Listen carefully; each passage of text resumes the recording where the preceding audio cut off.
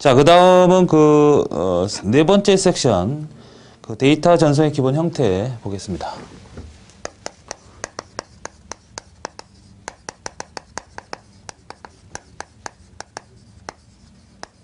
자, 첫 번째 나오는 게 일단은 전송 모드죠? 전송 모드. 전송 모드는 두 가지가 있죠. 하나는 직렬 전송하고, 그 다음에 병렬 전송이죠. 굳이 요거를 얘기한다면 이런 얘기예요. 하나의 컴퓨터가 있고요. 그 다음에 이렇게 통신선이 연결이 되어 있다면, 날아가는 데이터들이 이렇게 줄 서서 나란히 날아가는 형태를 우리가 직렬이라고 하면, 병렬은 비트 하나하나당 통신선이 따로 존재하는 거죠. 이렇게. 그래서 10, 10 이렇게 날아가는 것을 우리가 병렬이라고 할 수 있습니다. 그래서 요거는 하나의 통신선에서 날아가니까 많은 양이 날릴 수는 없겠죠. 이건 많은 양을 동시에 날릴 수 있지 않습니까? 그런데 이렇게 날릴 수 있는 건 좋은데 문제는 뭐냐면 먼 거리가 되면 많은 양을 보낼 수는 있지만 이 통신 비용이 많이 비싸겠죠. 그런 단점을 갖고 있다. 비교를 좀 해볼게요.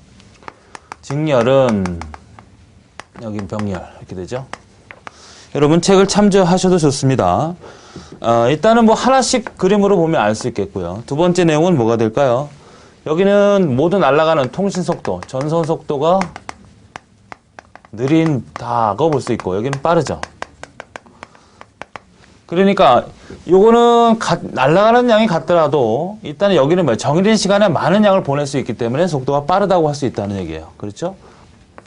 전속도가 빠르다, 전송 용량이 크다 이렇게 할 수 있는 게 이제 병렬이라는 얘기고, 그 다음에 이거는 비용이 저렴하겠죠. 아무래도 비용이 저렴하고 여긴 비용이 비싸고.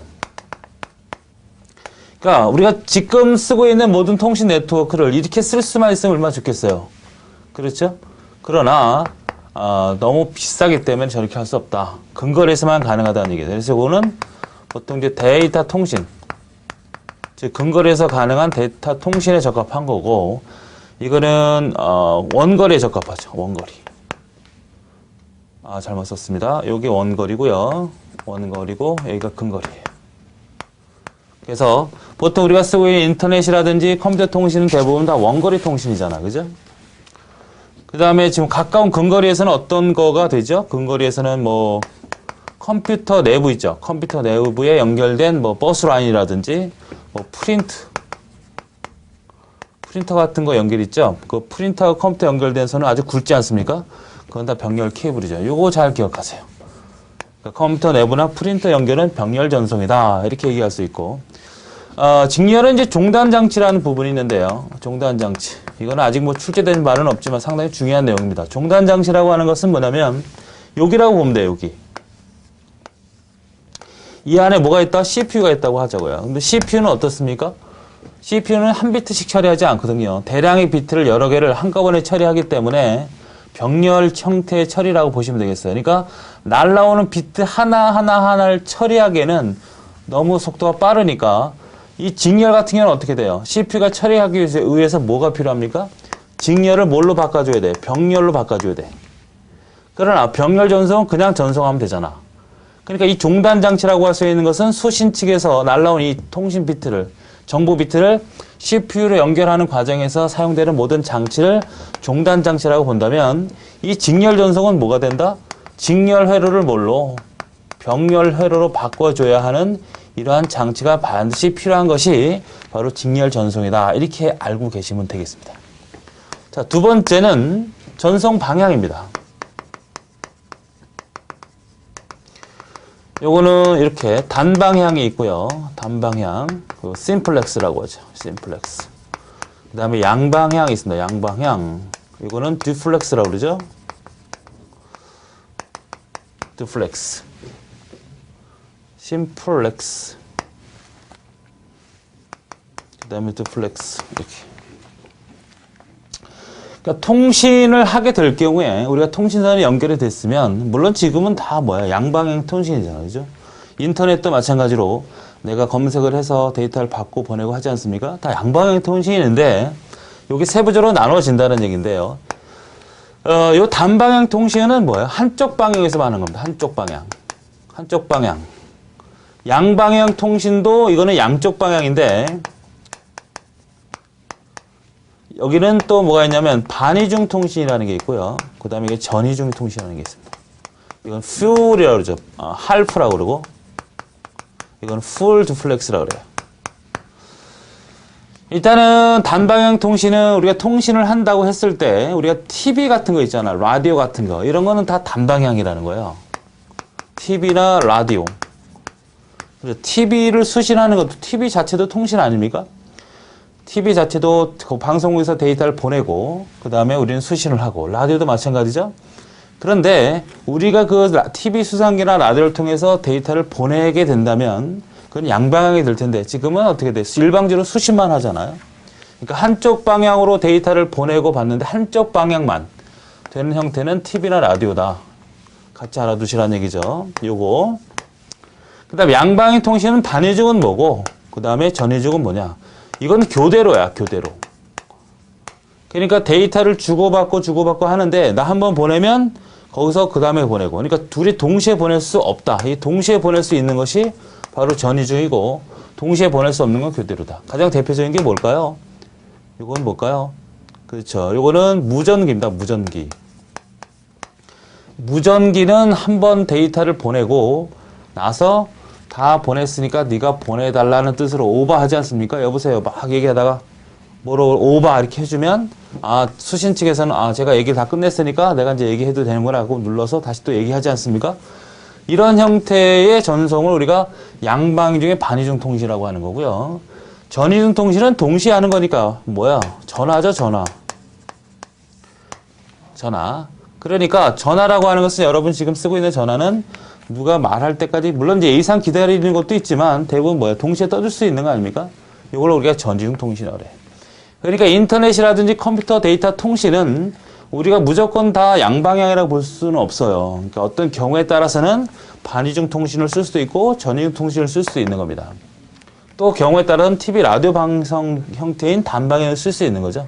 우리가 전송 방향이라고 하고 이 전송 방향은 일단 어떤 특징이 있냐면 가격이 비싸겠죠. 왜냐하면 통신선로가 최소한 4개가 있어야 된단 말이에요. 그러니까 4선식이 돼야 돼. 그죠? 요거 특징 잘 알아두시고 이 반이중 통신은 뭐냐면 이런 얘기가 나왔어요. Turn around time. Turn around time이라는 말이 나오면 바로 반이중입니다. 그러니까 전송 지연이 가장 길 수밖에 없다. 왜냐하면 한 번 보내고 또 저쪽에서 나 한 번 보내고 그러니까 전체적으로 반환 시간이라는 얘기인데 전체적으로 어떤 작업이 끝날 때까지 걸리는 시간이 가장 긴 게 뭐냐 혹은 턴어라운드 타임의 개념에 문제가 있는 것은 뭐냐 그러면 반이중 통신이라고 기억하시라는 얘기죠. 특히 얘가 잘 나와요. 자, 그래서 일단 하나 더 알아두면 이 전이중 통신에 가능한 장비나 프로그램이 있다면 그거는 반이중도 되고 단방향도 살 수가 있는 거죠. 예를 들면 우리가 전화라고 하는 걸 가지고 반이중 통신이 가능하지 않습니까? 친구랑 통화할 때 내가 말을 할 때는 너 가만히 있어라. 내가 말 끝나고 너 해라 그랬을 때 상대방에서 말을 나한테 해줄 수 있죠? 이런 형태가 되면 반이중이고 내가 말을 했을 때는 듣기만 해라. 그럼 뭐가 되는 거예요? 이건 단방향이 되는 겁니다. 그러니까 전이중이 된다는 것은 단방향, 양방향 통신이 다 가능하다는 거 기억해 두시면 되겠습니다. 그 다음에 동기전송이라는 말이 나옵니다. 동기전송. 상당히 좀 어려운 말이죠. 처음 공부하시는 분들은. 우리가 앞에서 잠깐 얘기했지만 이 동기는 뭘 말한다? 시간 맞춤이다. 시간 맞춤. 시간 맞춤 행위를 우리는 동기라고 할 수 있어요. 그러니까 하나 예를 들면 제가 지금 이렇게 좀 말을 좀 빨리 하는 편이죠.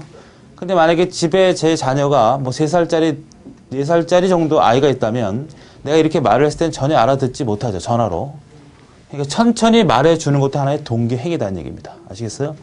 근데 컴퓨터 자체에서도 이런 통신선을 통해서 데이터를 보내게 될 때 그냥 상대편 상관없이 어떤 무리 없이 그냥 데이터를 보내게 된다면 전혀 엉뚱한 데이터를 받는다는 얘기죠. 그러니까 시간을 맞춰서 받아야 된다는 얘기예요. 앞에서 우리가 얘기했을 때 중에 그 DNS 저거 있었죠? DSU가 있었잖아. 그죠? DSU에 보면 우리가 단극 RZ이라는 게 있어. RZ. 당극 RZ는 신호를 어떻게 보낸다 그랬습니까? 1일 때는 전압을 주고 0일 때는 전압을 주지 않는다 그랬죠? 1일 때는 0일 때는 1일 때는 0일 때는 그러면 쭉 0일 때는 다 뭐야? 전압을 전혀 주지 않기 때문에 어떠한 액션도 없다는 거야. 그럼 수신 측에서는 어떤 의미가 돼야 되는 거예요? 내가 1초에 대체 뭐가 들어오는 거야? 아무런 전압이 들어오지 않으면 0이 들어오는 거 맞거든요? 그럼 1초에 몇 개가 들어오는지를 알 수가 없단 말이야. 그러면 서로 약속을 해야죠. 1초에 100비트를 보내기로 했다. 그러면 아무런 전압이 없이 1초가 지나면 그건 바로 0의 비트가 100개가 들어온 거가 되는 거예요. 아시겠습니까? 그러한 시간을 맞춰주는 행위를 우리가 동기전송이라고 하는데 그 중에는 두 가지가 있습니다. 먼저 나온 것이 이제 비동기 전송, 비동기. 그 다음에 동기식 전송. 동기식, 비동기식 전송이 있죠? 무엇이 있을까요? 일단 가장 뚜렷한 구분은 비동기 전송은 간헐적이라는 말을 씁니다. 간헐적. 이거는 연속적이라는 말을 써요. 그러니까 비동기 전송이 뭐냐 이렇게 생각하면 여러 가지 내용들도 있지만 간헐적으로 데이터를 보낸다. 연속적으로 데이터를 보낸다. 간헐적으로 시간을 맞춰야 된다. 연속적으로 시간을 맞춰야 된다는 뜻과 같아요. 자, 예를 들면 이렇게 있다고 합시다. 위에 거는 비동기를 설명할 거고 밑에 거는 동기를 설명할 거예요. 동기식. 자, 데이터를 보낼 때 얘는 어떻게 보내는 거냐면 비동기는 이렇게 5비트씩 보낸다고 합시다. 이렇게. 그러니까 보내는 측과 받는 측이 당연히 뭐가 있다고 보면 돼요? 시계가 있다고 보면 돼. 그런데 데이터를 한꺼번에 쭉 보내는 게 아니라 5개씩 짝지어서 보내는 거야. 동기식은 역시 시계가 존재할 것이고요. 여기서 보내는 비트가 나란히 이렇게 가는 거죠. 계속 보내는 겁니다. 이렇게. 그러니까 한 번에 많은 양을 보내는 게 동기식이라고 보면 되겠고 간헐적으로 보는 걸 비동기식이라고 할 수 있겠죠. 자, 그러면 이건 어떤 의미라고 해석을 하면 되냐면 이렇게 생각을 해봅시다. 동기식부터 설명을 해볼게요. 이 비트 하나하나가 아이들이라고 하자고. 아이들. 여기가 초등학교야. 초등학교. 1학년이라고 합시다. 얘네들이 박물관에 가려고 그래. 박물관. 초등학교 남자애들을 1이라고 하고 여자애들을 0이라고 합시다. 그러면 쭉 박물관을 가는데 얘네들끼리 갈 수는 없잖아. 그러니까 맨 앞에 누가 있을까요? 인솔자인 선생님이 있겠죠. 선생님. 그런데 이 박물관에 들어가는 형식은 조금 특이해서 이 앞에서 문을 지키는 사람이 애들이 들어올 때마다 시간을 정해놓고 받아들인다고 합시다. 그러니까 문을 한 번씩 열어줄 때마다 하나이가 쪽쪽 빠져 들어가는 거야. 그 간격을 1초 간격으로 이렇게 왔다 갔다 한다고 생각을 하세요. 물론 이제 말도 안 되는 얘기지만 우리가 동기라는 부분을 이해하기는 상당히 좋은 예예요. 그러니까 만약에 500명 아이들이 박물관에 갔어. 근데 이 박물관은 문을 1초마다 한 번씩 열어줘. 그때 쪽쪽 들어가야 된단 말이야. 그러니까 선생님은 처음에 들어가자마자 애들한테 처음 도착하자마자 똑똑똑 두들겨. 우리 애들이 1초 간격으로 들어옵니다. 문을 1초 간격으로 열었다 닫았다 해주세요. 그래야지만 쫙쫙쫙 하고 자 이상 없이 들어가겠죠. 만약에 문을 갖다가 뭐 조금이라도 틀리면 뭐 0.9초라든지 뭐 1.2초 간격으로 틀리게 주면 아이들이 문 틈에 낄 거란 말이야. 그건 데이터를 잃어버리는 거예요. 아시겠죠? 그래서 이렇게 연속적으로 쭉 보내는 걸 뭐라 그래? 동기식 전송이라고 하는 것이고 이 선생님은 실제로는 도착해서 아이들이 보는 개념의 인솔자지 아이들을 집어넣는 개념이 아니죠. 그래서 이 선생님 시간을 우리가 1초 동안 맞출 거예요. 이렇게 맞춰주는 문자를 SYN을 해서 이걸 동기 문자라고 한단 말이에요. 동기 문자. 그렇죠. 동기 문자. 이걸 동기 문자라 그래. 그러면 비동기는 어떻게 되는 거냐면 얘네들끼리 조편성해서 가는 거야. 동기식은 500명 학생, 정규 학생이 다 가면 선생님 인솔자가 앞에도 있고 중간에도 있고 마지막에도 있겠지만 이걸 한꺼번에 다 보내는 거지만 동기식은. 비동기식은 조편성해서 가는 거야. 조편성. 그래서 조편성하면 맨 앞에와 뒤에는 조장과 부조장을 준다고. 조장과 부조장. 그래서 처음에 조장이 딱 도착했을 때 여기 문 지키는 사람한테 우리 애들이 5명이 들어와요. 그러면 이 문을 지키는 아저씨는 벌떡 일어나서 5번을 문을 열었다 닫았다 열었다 닫았다 하다가 다 끝나는 거야. 또 쉬고 있다가 아무런 애들이 들어오지 않으니까 쉬고 있다가 다시 또 5명이 들어오면 우리 애들이 5명이 들어와요. 조정과 부조정이 얘기를 해주겠죠. 그럼 또 다시 5번 열었다 닫았다 해주는 이런 형태의 작업이 이루어진다면 이건 동기식이라고 할 수 있다는 얘기입니다. 비동기식이요. 그래서 이 조장과 부조장을 뭐라고 하냐면 스타트 비트라고 하는 거고요. 이 부조장은 끝을 알려줘야 되니까 스톱 비트라고 그래요. 스톱 비트. 그렇죠? 스톱 비트. 그래서 스타트 비트와 스톱 비트는 한 비트나 혹은 두 비트. 뭐 2분의 1 비트는 절대 쓰지 않습니다. 한 비트나 두 비트 정도를 우리가 사용을 해서 어떤 문자의 시작과 끝을 알려주는 것이다. 만약에 시작과 끝을 알려주지 않는다면 이런 경우도 발생할 수 있잖아요. 아까 얘기했던 단극 알듯이 0이 5명이 들어온다고 하잖아. 그 시작점과 끝점을 가르쳐주지 않으면 이건 뭐야? 전압이 없이 들어올 거 아닙니까?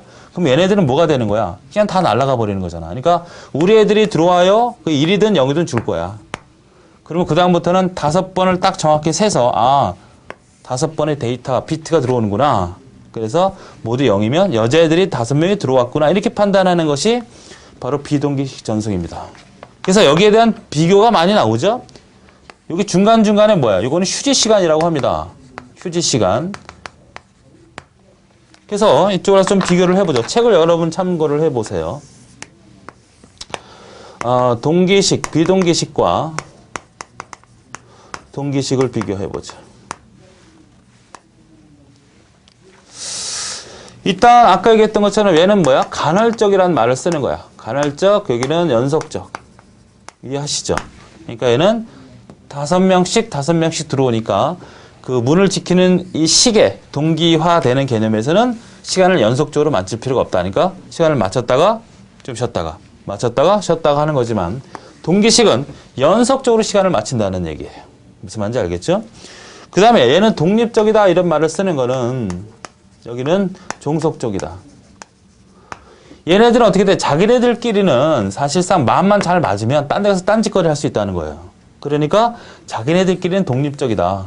그러나 이 연속적이라는 건 어떻게 돼? 500명 학생들이라고 하면 선생이 다 끌고 가니까 셀 수가 없잖아. 그런 의미로 생각을 하시면 되겠죠. 그 다음에 얘는 문자 단위다. 이렇게 쓰죠. 문자 단위. 여기는 플레임 단위라고 해요.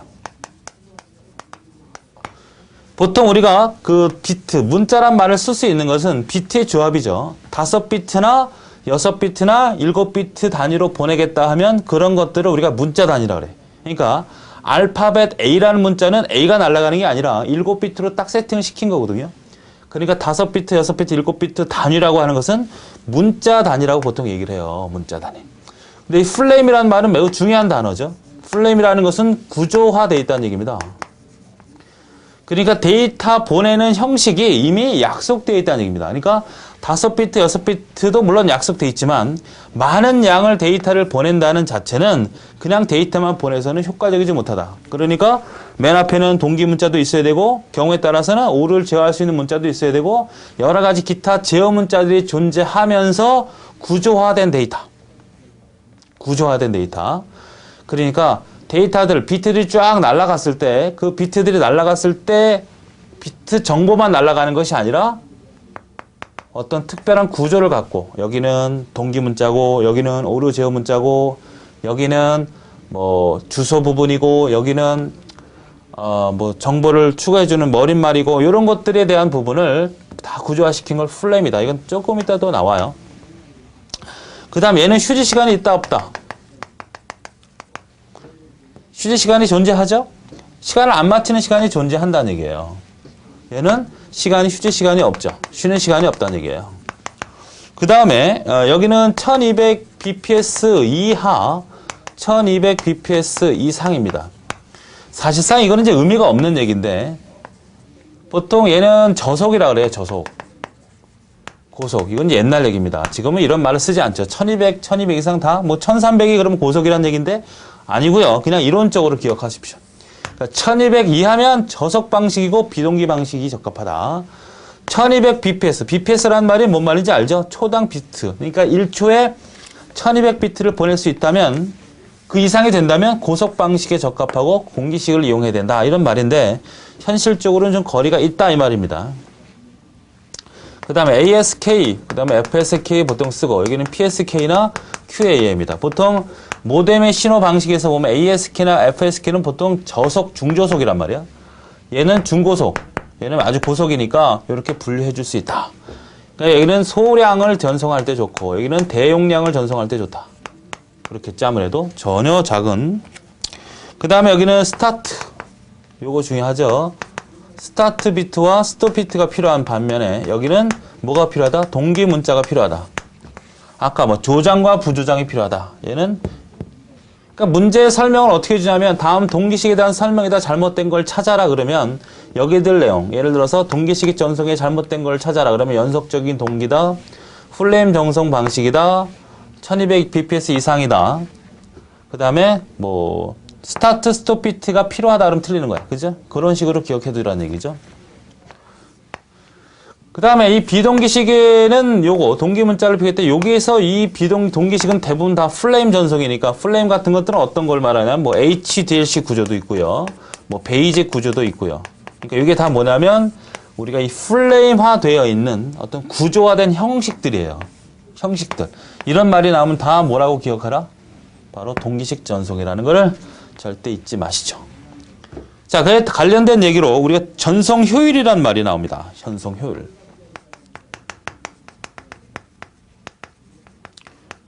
전송 효율. 그러니까 전송 효율이라는 것은 보내는 비트, 전송 비트수분의 정보 비트가 있죠. 정보 비트. 곱하기 100 해도 되고 안 해도 상관없고. 자, 계산 문제가 나오니까 전송 비트라고 하는 것은 뭐냐면 내가 보내려고 하는 비트 다. 아까 우리 학생들이라고 얘기했을 때 동기식과 비동기식은 어땠냐면 학생들을 사실을 정보라고 할 수 있는 거야. 정보. 학생들만. 그러나 선생님은 사실 뭐야? 선생님을 목적지에 목적지까지 안내해 줄 뿐이지 선생님은 실제로 들어간 애들은 뭐야? 학생들이라는 거죠. 그리고 아까 스타트 비트와 스톱 비트를 이용한 방식도 어떻게 됩니까? 실제로 스타트 비트와 스톱 비트를 이해하기 편하기 위해서 조장과 부조장으로 했지만 실제로 데이터로 처리되는 애들은 5명 애들이란 말이에요. 그러니까 시작점과 끝점의 개념을 설명을 한 것뿐이지 걔들은 실제 데이터가 아니라는 얘기죠. 그러니까 전송 비트는 실제 정보 비트하고 제어 비트가 합쳐진 거예요. 제어 비트. 제어 비트는 어떤 것들이 존재한다?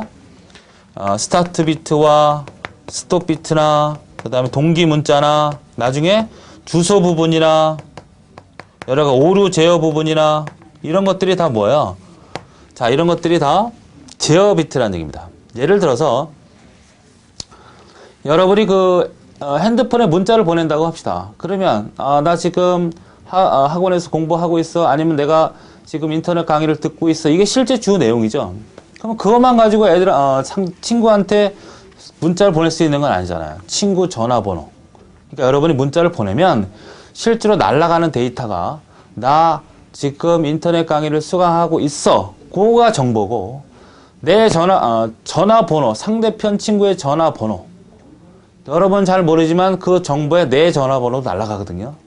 그리고 거기서 문자가 오류가 있는지 없는지도 들어가거든요.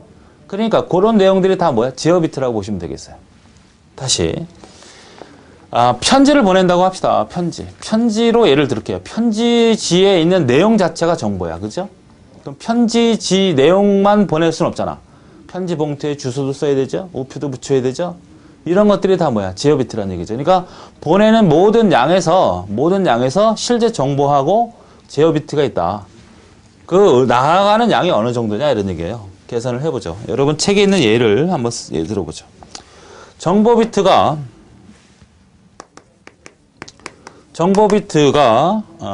7비트라 그랬어. 데이터 비트, 정보 비트. 그 다음에 스타트와 스톱 비트 각각 1개씩. 그죠? 그 다음에 페리티라는 말이 나오죠? 이거는 오류 검출 비트입니다. 오류 검출 비트. 나중에 배워요. 그러니까 내가 정보 비트 7비트를 보내는데 전송 방향이 이렇게 날아간다고 합시다. 그럼 여기가 시작점인 스타트 비트. 아, 여기부터 시작이야 하는 정보 비트. 여기는 스톱 비트.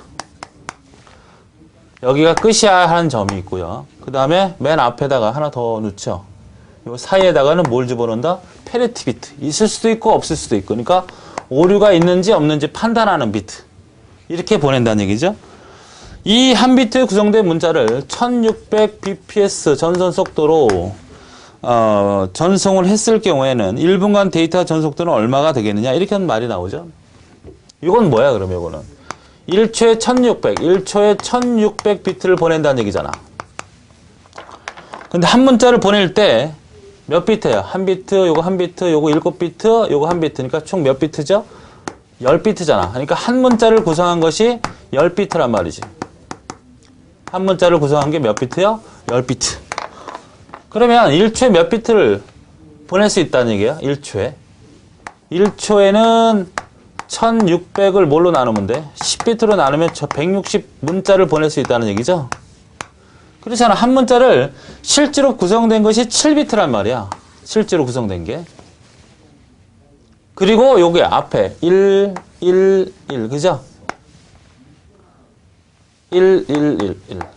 그러면 1600 문자, 그러니까 10개, 한 문자가 10비트로 구성되어 있기 때문에 1600 문자를 보낼 수 있다. 그러면 1분에는 몇 문자를 보낼 수 있느냐? 이런 문제죠. 1분에는 그러니까 1600 문자를 1초에 보낼 수 있으니까 60초로 계산하면 우리가 원하는 얼마가 계산이 됩니까? 9600, 96,000. 그죠? 60초에 1600비트. 계산을 보면 얼마예요? 계산하면 9600점 맞겠죠? 9600 문자를 보낼 수 있다. 이렇게 일단 되어 있는데 전송 효율의 계산을 여기서 해볼게요. 그럼 전체 보내는 게 몇 개예요? 요거만 따져보면 요거만 따져볼게요. 전송 효율을. 전송 용량에 대한 문제고요. 전송 효율은 어떻게 돼요? 보내는 문자가 뭐야? 총 보내는 게 10비트잖아. 그죠? 그 중에 실제 정보가 몇 개다? 7개다. 곱하기 100. 해도 되고, 안 해도 되고. 이건 비율 문제니까. 그 다음 페이지에 있는 내용도 같이 다시 한번 볼게요. 두 번째 예제라고 할 수 있겠네.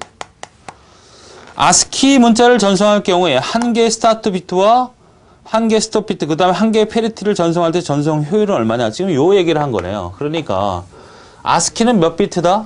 ASCII는 우리가 ASCII 코드라고 하는 것은 보통 알파벳이 세팅되어 있습니다. 그러니까 A라는 것은 0001 이렇게 세팅되어 있거든요. 그러니까 7비트로 구성되어 있습니다. 근데 스타트 비트 하나, 또 아까 뭐 페리티 비트 하나, 그 다음에 스톱 비트를 준다는 얘기죠. 그러니까 총 날아가는 비트가 10비트 중에 실제 정보가 몇 비트? 7비트니까 이것이 바로 전송 효율이라는 문제고요. 그 다음에 세 번째 얘는 7비트로 구성된 동기 문자가 있다는 얘기죠. 7비트로 구성된 문자 20개랑 그 다음에 동기 문자 3개. 동기 문자 3개를 전송한다. 그러니까 무슨 전송입니까? 이거는 동기 문자를 썼다는 얘기는 무슨 문자예요? 동기식 전송이죠? 동기식 전송. 그러니까 맨 앞에 동기 문자가 맨 앞에 이쪽으로 가자고. 동기 문자가 몇 개가 있다는 얘기죠? 그렇죠? 3개가 존재한다. 물론 동기 문자가 맨 앞에 붙을 수도 있지만 중간중간에 삽입될 수도 있는 거예요. 그 다음에 7비트 문자가 구성된 게 몇 개라고? 20개라는 얘기죠. 20개 문자가 날아간다. 그러니까 한꺼번에 대량 전송한다고 보시면 되겠죠? 그럼 날아가는 모든 비트는 몇 개예요? 그게 전송 비트니까 7비트가 20개니까 27이 14, 140개 더하기 이건 얼마예요?